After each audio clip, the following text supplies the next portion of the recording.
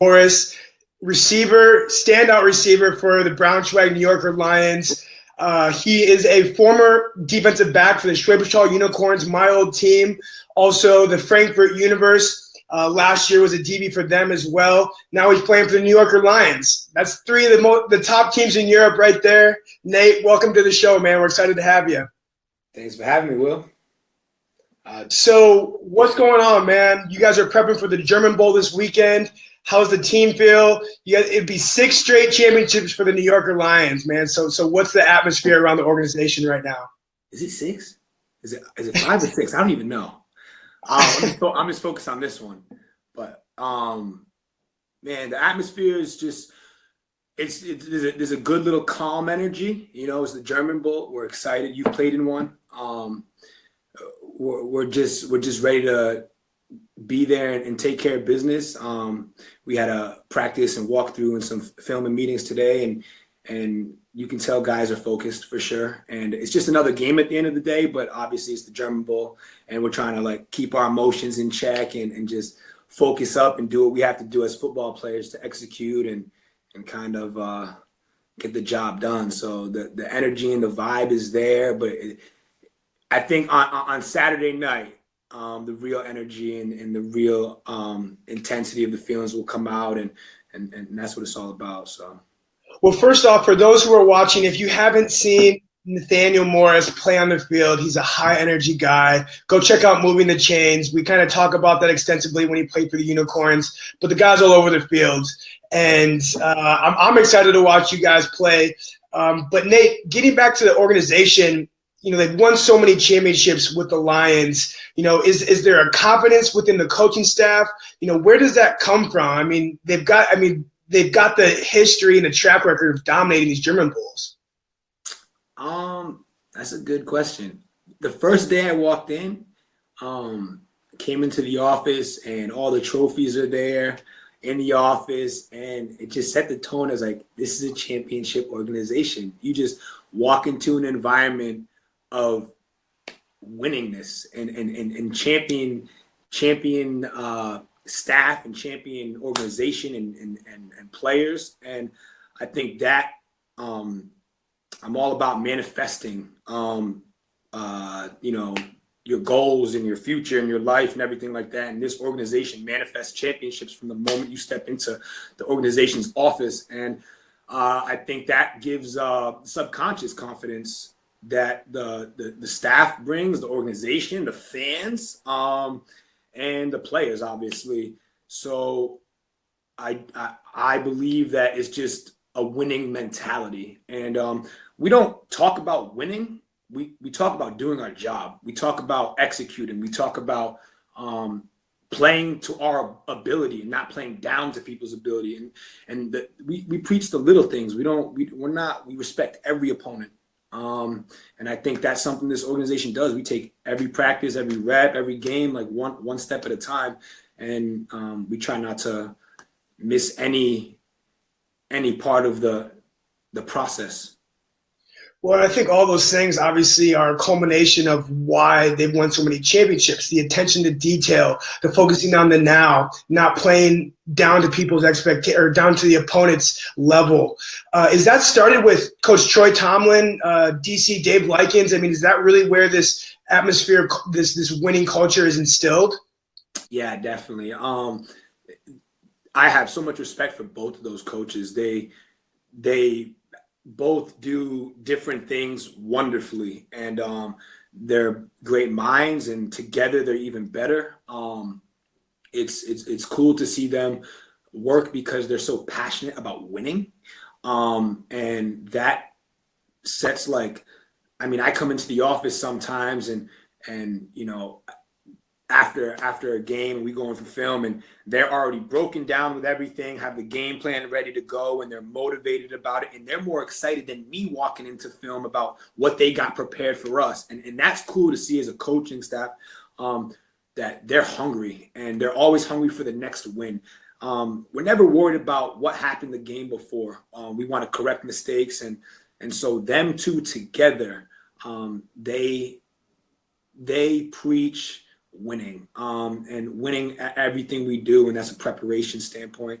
And I think it definitely starts. I mean, it obviously starts with them. They run the show, and Coach Tomlin does a great job as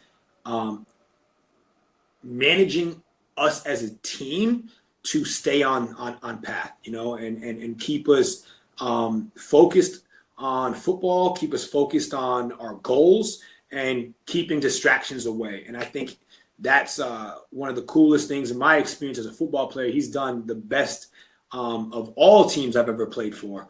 And I've been playing since I was 8, 9 years old. So he allows us to play football. He respects us as human beings and knows we have things outside of football, beyond football. And he helps us balance that. And he always, he has a great mentality. And people might see him on the sideline throwing tantrums, but he's actually one of the funniest guys I know. So he's just lighthearted, but at the same time, he means business. And he has a great balance of being a player's coach, but also being stern and firm when it's time to get down to business. Right on. Well, I'm excited to finally meet Coach Troy and Dave when they're coming to our London series event, kind of headlining that, scouting guys in London, which should be fun. But Nate, talk about your transition from DB to receiver. I don't think that you played receiver previously to changing with the Lions. I mean, maybe minimally, but yeah. I was pessimistic about you being able to switch to the other side of the ball. And then I see you and you can't be tackled. You're catching the ball, yak all day. It's been fun to watch you, man. And we got a comment from Irv Adu saying that boy nice. Well, appreciate that, Irv, and I appreciate what you said. It means a lot. I've been really focused on not letting myself down. As going from the transition to a DB to a wide receiver, and didn't want to be a guy who's, oh man, he can't play wide receiver. Put him back over there. They gave me a job to do, and I wanted to do it at the highest ability possible. So I came in really prepared to do whatever they put in front of me. And the transition, when I was getting recruited to come to the Lions, they asked me, hey, can you play some offense? And I played offense in high school and was a running back, quarterback in my career. So I'm not unfamiliar with offense. But I guess the biggest thing was I've never actually taken legitimate game snaps at wide receiver. And the playbook here is pretty, extensive and with what we do and having to learn all the signals and the lingo. That was my biggest focus in camp. I really emphasized learning the playbook. And as the season's gone, as it's become more second nature, I've become more natural at the position. And playing football is playing football. You catch the ball, you run. And I think as a wide receiver, if you know the playbook and you know what you got to do, and then you have great tools around you, like a phenomenal offensive line that protects a phenomenal quarterback in Casey Terrio, and we have a great running game and David McCants and other great receivers. I can't say all of this success is due to me being so outstanding, but because I have such outstanding people around me. I have an outstanding defense that I go against in practice that pushes me, and I push them, and it's a whole team effort here. And I'm thankful to be able to have faith in to have a coach that had faith in me, to be able to play some offense. And offense is really fun. It's way different. It's way different, but it's really fun. Well, and Nate, I want to give you some credit. One, there's a couple of things that I want to ask you about. I think this thing could go for 2 hours if I don't cut it off. Okay, yeah, I can talk. So just cut me off. But one, your balance. I haven't watching you play over the course of the year. You just throw off arm tackles all day, and your balance is absolutely incredible. Is that something that you practice? Is that something that is in the gym thing? Is it natural? A little bit of everything. You got to have a little talent, little natural ability, hard work, and practicing these things. This off season, I definitely focused on leaning back from lifting weights and more focusing on just natural movement. Just working the core and really body weight stuff and balance is definitely a huge part of it. I got yoga toes on right now. It's kind of weird, but I got yoga toes on now. So I do little things like that about taking care of the body, and the body will take care of you. And I think that has set a mental and physical balance within itself. But I also did play running back in high school. And breaking tackles was something I was known as like a kind of a power runner. So I've never been scared of the contact. That's why I love defense. Now that guys are trying to hit me, I'm not like unfamiliar with contact. So I think it's all of those things put together. And I guess it's just one of those traits as a wide receiver you like to have. If you can shed some arm tackles and stay on your feet, I mean, no coach is ever going to be mad at that. And I guess I'm just doing my thing. Awesome. Well, we got a comment from Zachary Cavanaugh. This is exactly where he needs to be. Best slot receiver in the game. Tell him I said what's up. He's like a gymnast watching before games. Cavanaugh's a good guy, man. Great quarterback for the Hillside Invaders. Been lucky enough to chat with him a few times after games. Appreciate that, Zach. Cool. So getting back to practice, you talked about how you're making the defense better. They're making you better. Is the competition a huge part of your guys' success? And is it more than you saw in other organizations, specifically in Europe? So that's like a double-edged sword, because we obviously want to compete in practice, but at the same time, we don't want to get hurt. So when we do team, for example, and it's offense's time to rep, it's offense's time to rep. Defense, give them a look, but don't let them win. It helps build the confidence of the offense, keeps guys, most importantly, healthy, not competing for balls in the air. And then defense, same thing. What's their time? Scout, offense, let them win. And in regards to competing, I think it's more at this part in the process, it's about competing with yourself to be better. One story in practice, the wide receivers were doing indie with the QBs, catching some just some drill work, and we weren't sharp. We weren't looking the way we did, and coach just brought our group in and told us, like, is this what you want to amount to? Is this the kind of performance you want to have to start the week with, like, just like this, the first period of the day?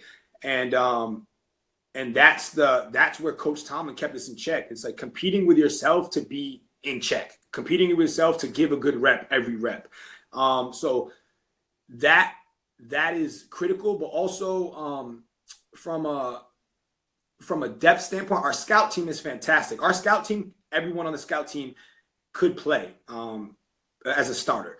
Our ones and twos, our depth is ready to go. We don't miss a beat and don't bat an eye when someone goes down. The next guy is ready, and that's a blessing as an athlete on a team where I'm getting scout reps that are legitimate reps. And I can't speak for all organizations, but I know depth is an issue with some programs. And when you have a scout team, that sometimes you got to bring your own starters from first team defense to go do scout, it's difficult for those guys to give a good look sometimes because they don't want to get hurt or they're not in the mood. But we have guys that are competing to start. And what I mean by that is when they're out there, they're working their technique because everything's filmed, and it's their last rep and they're doing their job and their assignment. And so when they're seen on film, which is loaded up right after practice every night, they can go back and check themselves out, whether it was on starter or second team rep. And that's the kind of the competition within yourself to be great every rep. I love it. Now, getting back to your supporting cast, I want you to talk and let everyone know here about Casey Terrio. I think everyone in Europe knows he's the top quarterback in Europe. German Bowl after Euro Bowl, continues to win. Talk about his leadership and his longevity and just success every time he gets onto the field. Yeah, besides him as a football player, he's an outstanding person. He's a natural leader. He's a great guy, always comes with the jokes, keeps the offense on check. And, he's just the guy that people want to be around, and that, he's a competitor too. Casey hates to lose, and I'm right there with him. And Casey's hardworking. He's in the gym every day.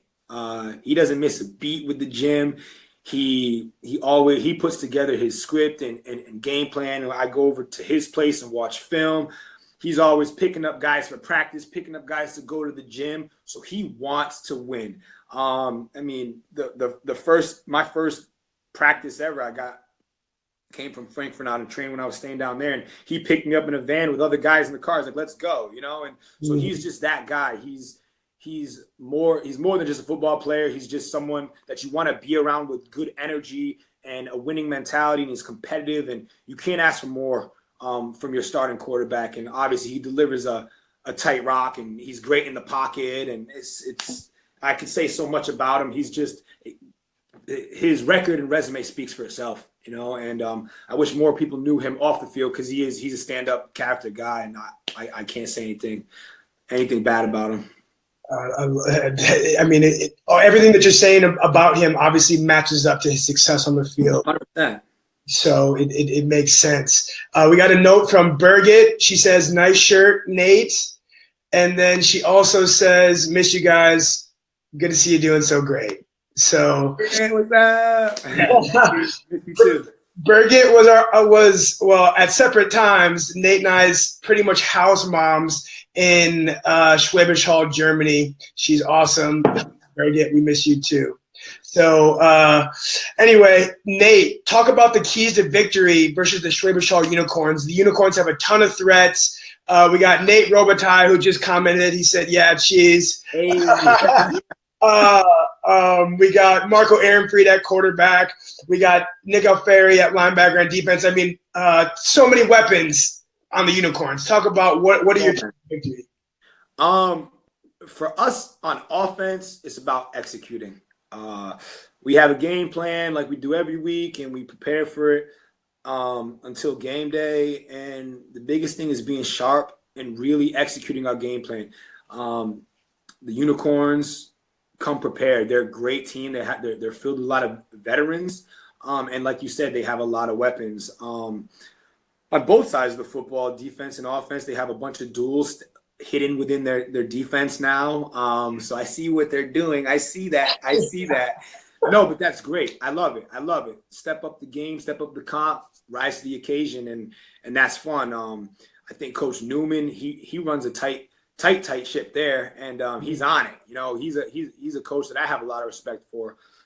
He always comes prepared. He always comes ready to compete, and he brings his best effort. So for us, executing our game plan, staying the course, believing in our purpose and what we want to achieve, and one rep at a time, keeping the emotions in check and keeping the feelings here, and not trying to do too much and doing your job. And I think from an offensive standpoint, that's what we're preaching, and that's what we got to do. The defense, I know they got definitely a good test coming up. Like you said, Nate Robitaille and Tyler Rutenbeck, two American wide receivers that are some of the leading receivers in the league. They both have over 1,000 yards. They're very respectable. And then Ari with the height on the outside, who always plays good in the German Bowls. So, playing there, I know these guys, and I know what they do coming in. I know last week and this week they've been preparing, and I know the practice atmosphere in the Unicorns during the playoffs, and then even that German Bowl 2-week period is different. It's like a killer mentality, you know, because you got nothing to lose at this point. It's everything or go home. So I know we got to be on it offensively, and then defensively. Just weapons. We got to match up and make plays. And you know, obviously having the German quarterback Marco, who fits that system and does a fantastic job. He allows them to do a lot of things in the pass game, and we have to be prepared for everything, offensively and defensively, and special teams too. So don't forget, like that's a big part of the game. So Nate, are you gonna have to go both ways this game to contain some of these receivers on the Unicorns, or is that? I wish. At this point, you know, it's been 17, 18 games, and for me, the focus at one point in the season, coach was like, "I don't know what you were ever doing playing DB," and I think once he said that, I think he kind of locked it in that. I mean, I love offense, and I'm being successful at it. And I think we have a fantastic defense with or without me. And if it happens for any reason, I'm always itching at the tree or barking at the tree, whatever you want to call it, to get in the game at any point. But we'll see. We'll see. I never know what to expect anymore, because one thing I love to say about the coaches that we use our personnel really great. But if I get the opportunity, I hope it's against Robitaille, because I'm going to be in his face. Let me tell you that. I know you're watching. No. But, yeah, but my focus right now is offense. We have a big game plan coming in for this week. So that's on the plate and that's on the agenda, and I just kind of do that, Absolutely. So last question I got for you, Nate. What would it mean to you to win the German Bowl? Your third year in Germany as a pro athlete. You've been grinding. I know you've been putting the work in. I know you've overcome a lot. What would it mean to you to get this championship? It's just going to be a big weight off the shoulders at this point. I've been working since my first year. I came in, lost the German Bowl, lost the Euro Bowl and a German Bowl to the New York Lions. Second year, we lost in the first round of the playoffs when I was in Frankfurt. And now I'm here again. And for me, it's a lot of hard work. And hard work, when it pays off, is such a good feeling.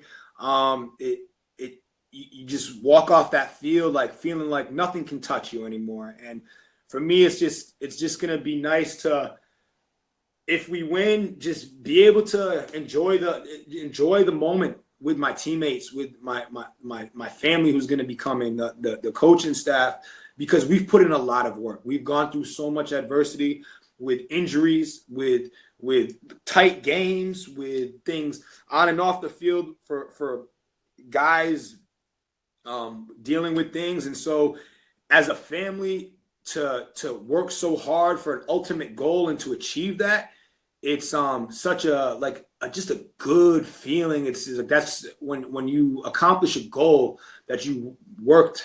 8 months I've been out here now, but for me, really 3 years, if you think about the whole process, to win a German Bowl. So I've been working at winning one ring for 3 years. And for it to finally happen with this group of guys, with this staff, with this organization, it's a lot of hard work and a lot that goes on behind the scenes that we're grinding back there to get things done. But if you're not grinding and you're not trying to get things done, then you're not at the German Bowl. And I know the Unicorns are doing the same thing, but it's just